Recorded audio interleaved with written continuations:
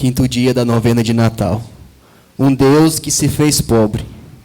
Consideremos a que extrema pobreza se sujeita, por amor a nós, o Rei dos céus. Ele vê que o coração do homem é sempre inclinado para as coisas terrenas, colocando nelas seus afetos. E ele, sem casa, aparece numa manjedoura, sem fogo para aquecer-se, e aceita o calor dos animais. E é o onipotente, e aquele que fez todas as coisas é o Senhor. É aquele que providencia as necessidades de todas as criaturas, dá alimento a todo ser vivente e enche sobre todo ser animado da sua bênção. Reflitamos com a finalidade de nosso amadíssimo Redentor, de assumir a pobreza. Foi para curar-nos de todo apego aos bens terrenos e para expiar, Ele mesmo, aquelas culpas que pelos apegos nós tínhamos cometido. Para preservarmos no futuro da excessiva importância que poderíamos dar aos bens terrenos, Ele quis em si mesmo o exemplo de perfeito despojamento na manjedoura. Corrige-nos docilmente em nossos afetos desordenados, nossos desejos desenfreados. A pobreza e a mortificação do menino Jesus é uma grande lição para os cristãos dos nossos tempos, que parecem viver somente para acumular dinheiro ou buscar pessoas, a comodidade e o prazer. Que o exemplo do Deus feito homem nos desperte e nos inspire vergonha e arrependimento dos nossos desordenados apegos aos bens da terra. Bendigamos ao Senhor.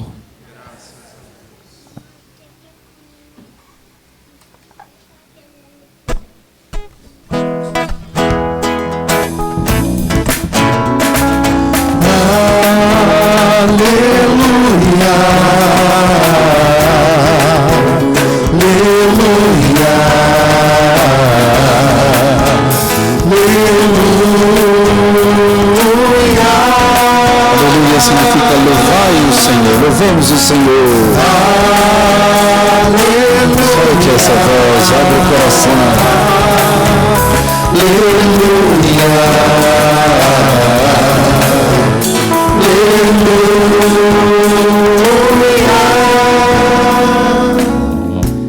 A quinta antífona é esta.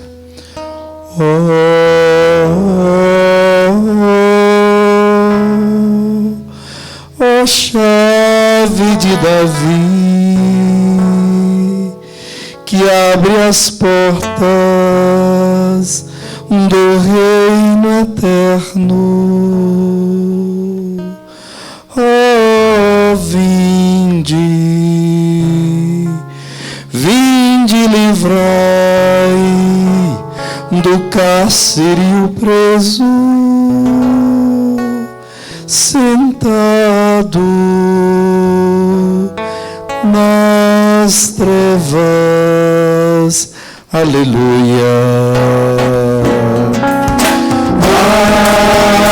Aleluia. Aleluia.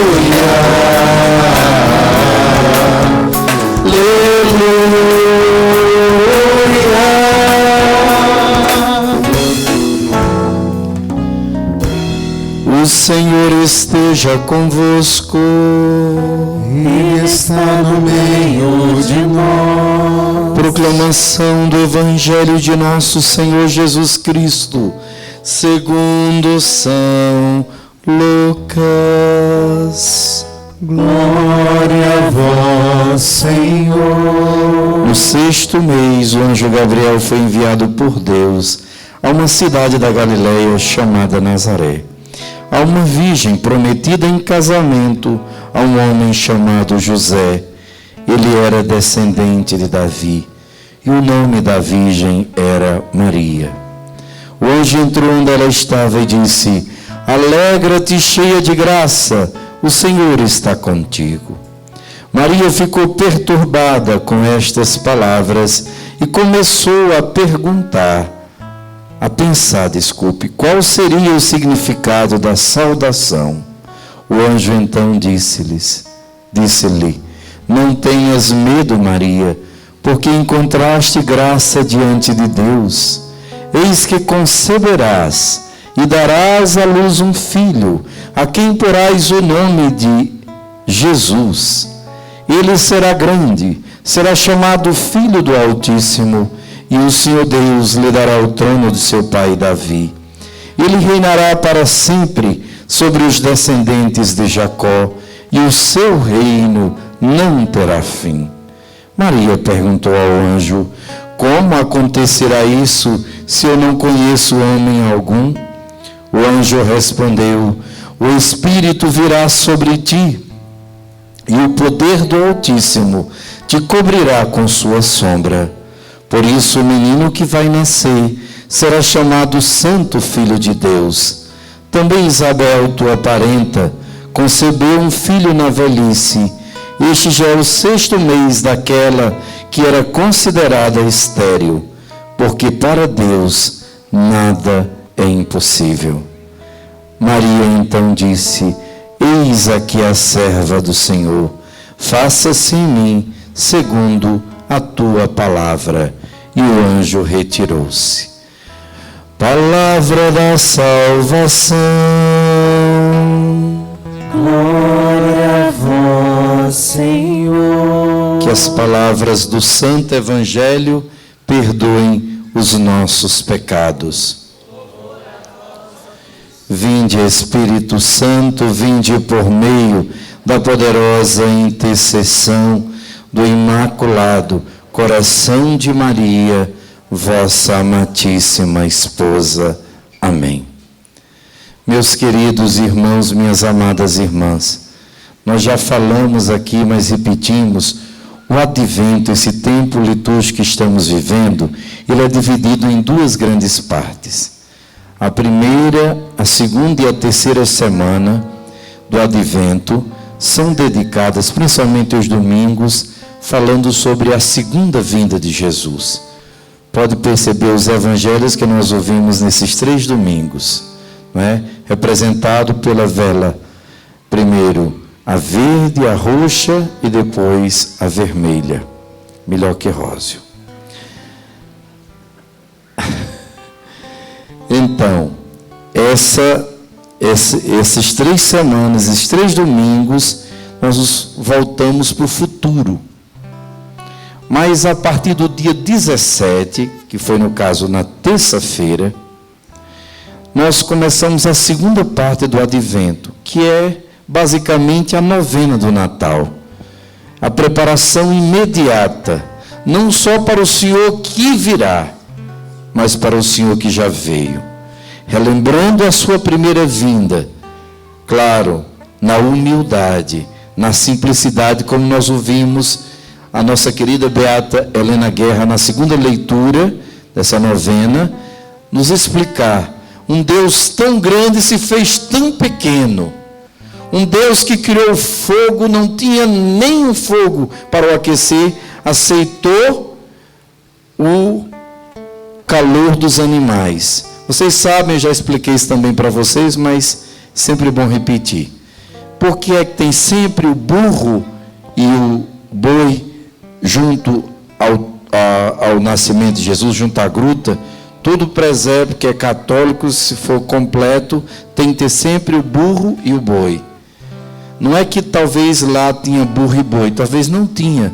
Mas isso é uma profecia, como nós ouvimos na primeira leitura também do profeta Isaías, capítulo 1. O boi e o burro e o asno conhecem a manjedoura do seu dono, mas o meu povo não me conhece. Já 400 anos antes de Jesus vir, o profeta já lamentava, usando as palavras de Deus, que o povo, os animais reconheceriam o seu dono, o seu Senhor, o seu Criador, mas o povo de Deus não. Como é triste, veio para que eram os seus, mas os seus não o acolheram. Então, a partir do dia 17, nós começamos a cada vez mais nos preparar para acolher Jesus.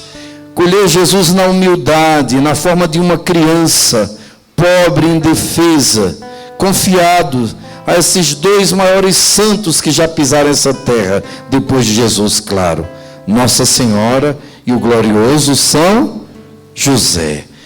A Sagrada Família, como se Deus quisesse agora reconstruir o mundo, fazendo um novo Gênesis.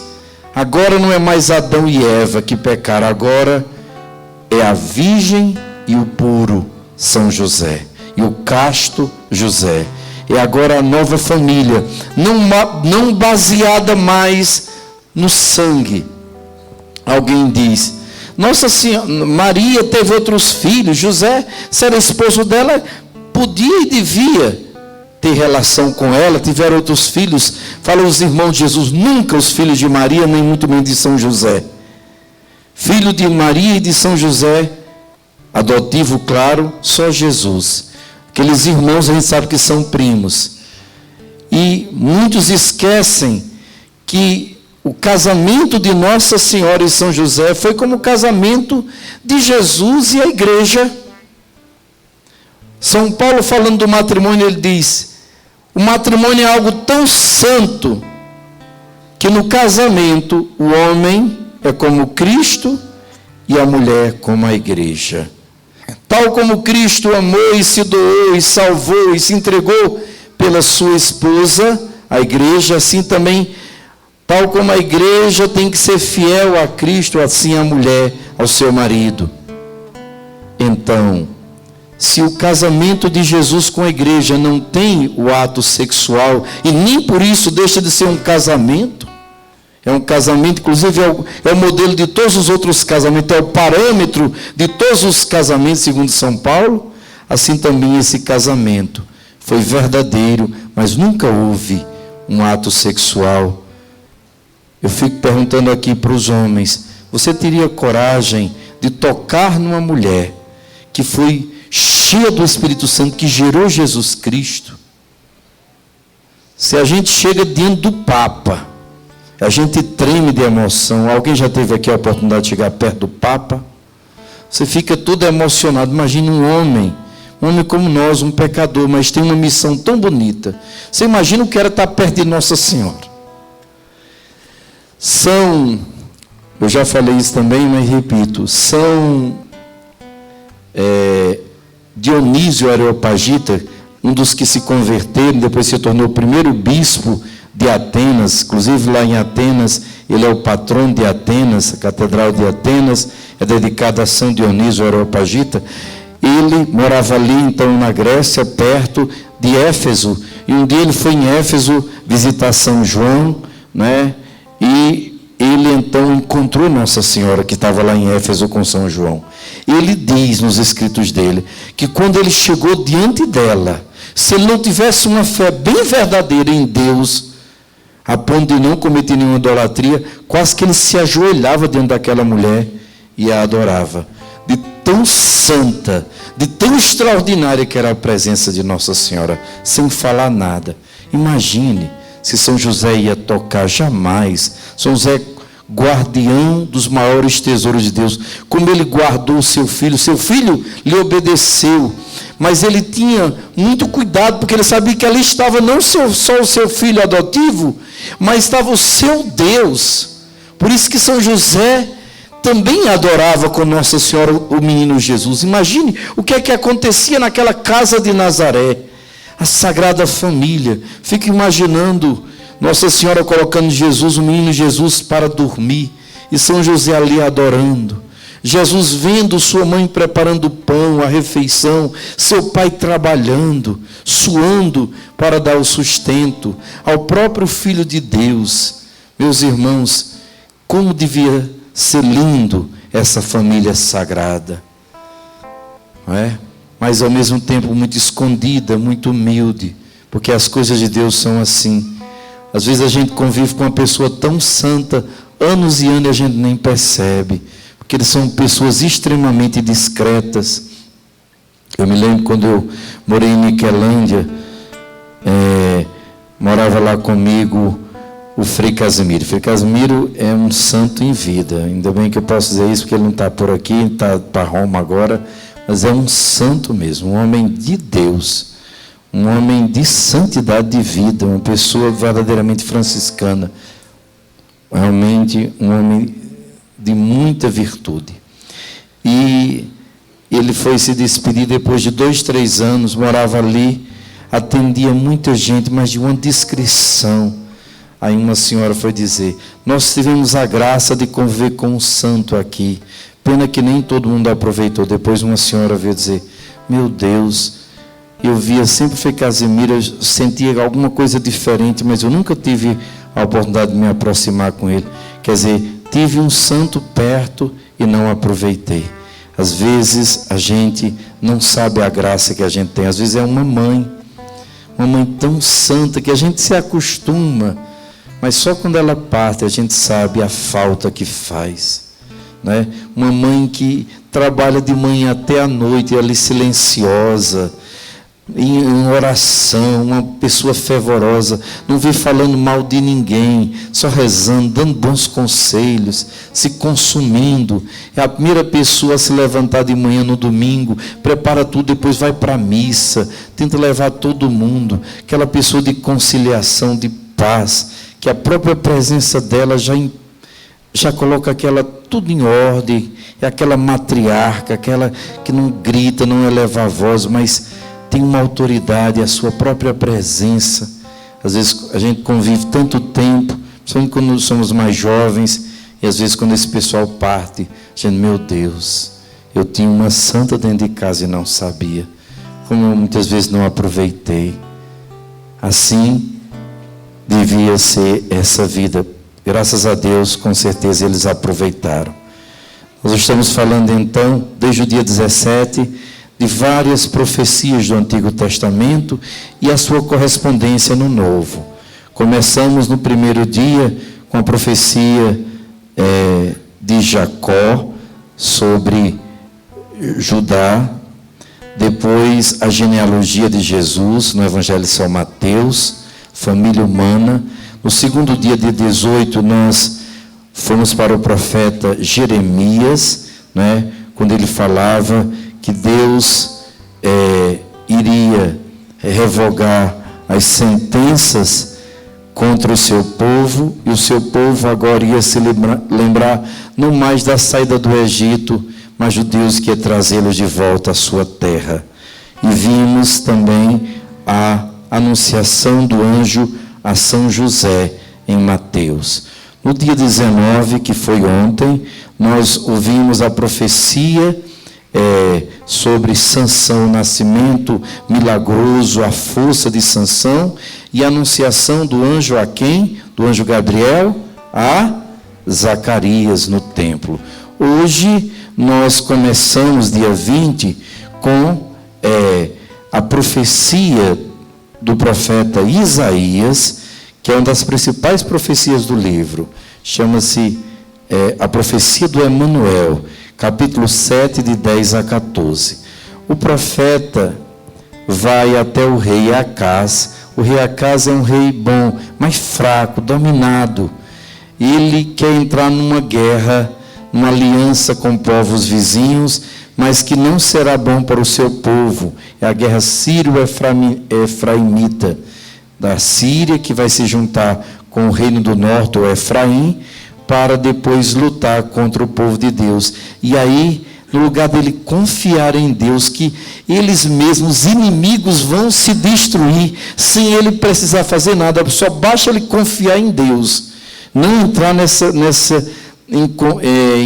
em alianças contra os povos para se defender, confiar em Deus, não confiar nos homens. E aí Deus, sabendo que ele tem uma fé fraca, Deus manda o profeta dizer: olha, pode pedir, rei Acaz, um sinal, seja no céu ou na terra, qualquer um que você quiser pedir, que Deus vai lhe dar o sinal.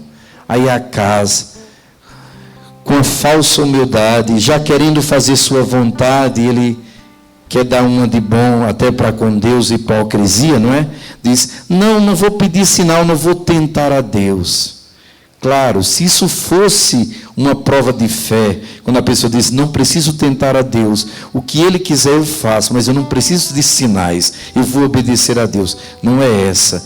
É porque ele sabe, se ele pedir o sinal e vier, ele vai ter que obedecer à voz de Deus. Ele não quer. Ele já está com um plano todo armado, ele quer fazer a sua própria vontade.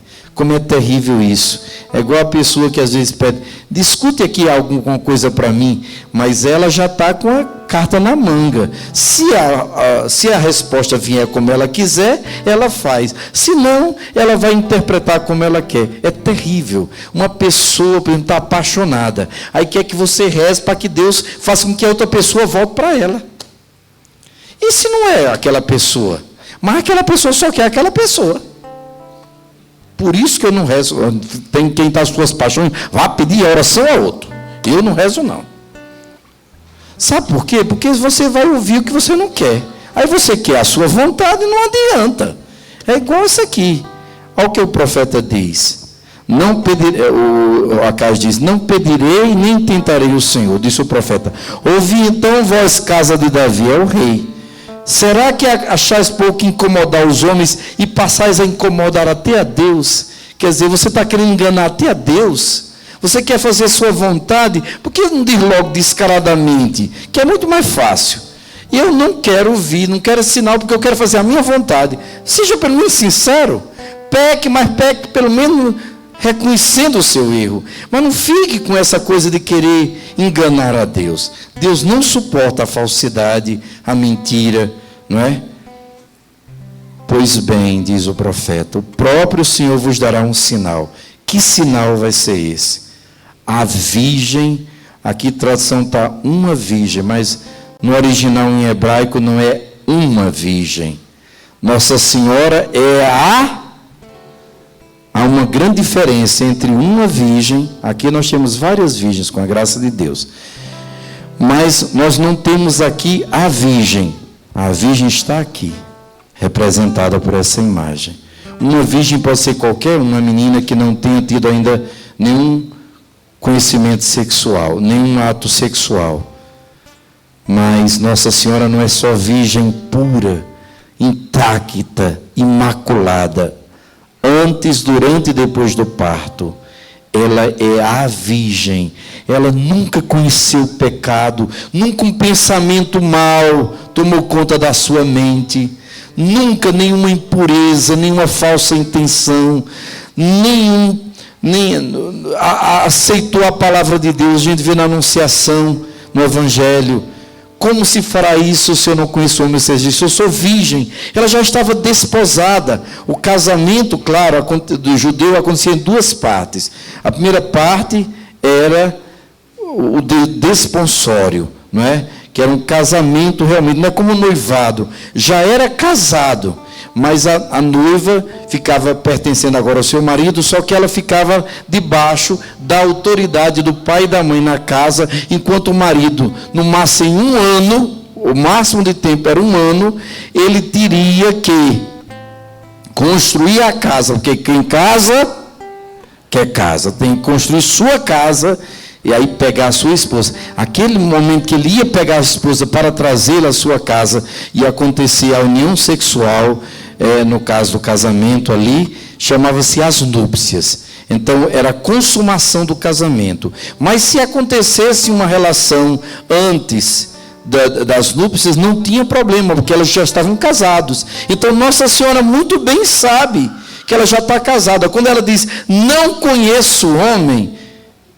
é porque ela sabe que ela tinha um voto de virgindade perpétua. Inclusive, ela casou-se por obediência, ela era órfã, segundo a tradição, por isso que São José coloca ela naquela casa em Nazaré, sob os cuidados de sua cunhada, uma cunhada que tinha ficado viúva, e por isso que aqueles filhos, ele cria como se fosse dele, mas são seus sobrinhos, que são primos de Jesus, porque todos acreditam que São José é o pai biológico, mas São José é o pai adotivo de Jesus, mas oficialmente ele deu o nome a Jesus, então ele era tido como filho do carpinteiro, filho de São José.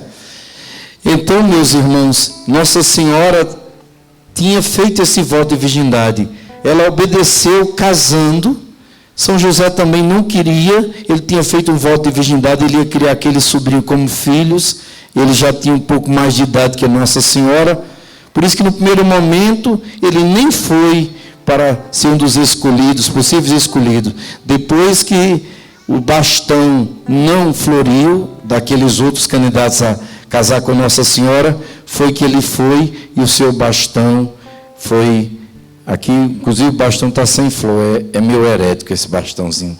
São José, que pode ver, em todo o bastão está florido, uma flor de açucena, que é o sinal de que São José é puro, porque colocaram todos os candidatos ali e quando rezaram a Deus, pediram um sinal, quem casaria com aquela virgem tão santa, Maria, ou Miriam, Marian. E aí foi o bastão de São José o que floriu, e ele disse: olha, Maria, eu estou aqui por obediência, mas eu fiz um voto de virgindade a Deus, perpétuo. Nossa Senhora disse: então, José, agora eu estou entendendo porque Deus permitiu, porque eu também fiz um voto. Então, nós vamos viver como dois irmãos. Por isso que quando ela aparece grávida, ele confia nela, ele sabe que ela é pura e santa, mas ao mesmo tempo, se ele não fugir, vão pensar que ela, quando foi visitar Isabel, naqueles 3 meses, foi violentada ou teve relação com algum outro homem e por isso ficou grávida. Então, para não denunciá-la, quer dizer, ele tinha que denunciar que aquela gravidez não era dele. Para não denunciá-la, porque ele sabia que ela era verdadeira, ele foge. O anjo anuncia. Então, Nossa Senhora diz: como se fará isso se eu não conheço o homem? Mas quando o anjo diz que é obra do Espírito Santo, ela prontamente se entrega e se torna o grande sinal da humanidade. Nossa Senhora é aquele grande sinal. O Padre Severino está atendendo confissão. Quem precisar, para se limpar, para se preparar para o Natal, para poder também comungar hoje em estado de graça. Nunca perca essa oportunidade. Dias virão que a gente vai procurar um sacerdote para se confessar e talvez não vá achar. Aproveite. É um grande sinal da misericórdia de Deus. Obrigado. Então, meus amados irmãos, minhas queridas irmãs, Nossa Senhora se tornou esse sinal, a mãe do Emanuel, o Deus conosco. Claro, o sinal, o caminho, a verdade e a vida, o desejado de todas as nações é Jesus Cristo. Mas Nossa Senhora vai ser aquela que vai tornar o Deus, o nosso Emanuel, o Deus conosco. É ela que vai ser essa ponte entre o céu e a terra. É no seu ventre que a divindade se une à humanidade. E ali nós temos a pessoa do Verbo de Deus encarnado, feito homem, o nosso Salvador. No ventre de Nossa Senhora, de novo a humanidade é reconciliada com o seu Criador e se torna um só. Jesus, verdadeiro Deus e verdadeiro homem. Nunca mais Deus e o homem vão se separar, porque aquela união é indissolúvel. Chamamos união hipostática, uma união de vida, uma união eterna entre o homem e entre a humanidade, a natureza humana e nosso Deus, que agora se torna o Emanuel, Deus conosco. E cuidada por São José, essa virgem passou 9 meses gerando Jesus, sendo o primeiro sacrário vivo de Jesus. E na noite de Natal foram os primeiros a adorarem esse Deus conosco, junto com os animais, logo depois junto com os mais humildes do povo de Deus, os pastores, depois com todos os povos na Epifania, representado pelos reis magos, e assim hoje por todos nós e por toda a humanidade. Nosso Senhor se torna, como nós cantamos na antífona do ó de hoje: ó chave de Davi, que abre as portas do reino eterno, ó vinde e livrai do cárcere o preso sentado nas trevas. Nós estávamos eternamente sentados na escravidão, na escuridão do mal, mas Jesus abriu o céu para nós. Jesus vindo ao ventre de Nossa Senhora e através dela, vindo naquele Natal e depois dando-nos a vida na cruz, nos reconciliou, nos abriu a porta do céu, agora nós podemos sair dessa escravidão, do mal, do pecado, da morte, agora com Ele, por Ele e nele, e com ela, com o glorioso São José, com toda a igreja, com todos os homens e mulheres de boa vontade, e até com os animais, representando toda a criação que geme e espera a manifestação dos filhos de Deus, nós podemos dizer: feliz e santo Natal. O Senhor veio para nos salvar, o Senhor é o Emanuel, o Deus conosco. Louvado seja nosso Senhor Jesus Cristo.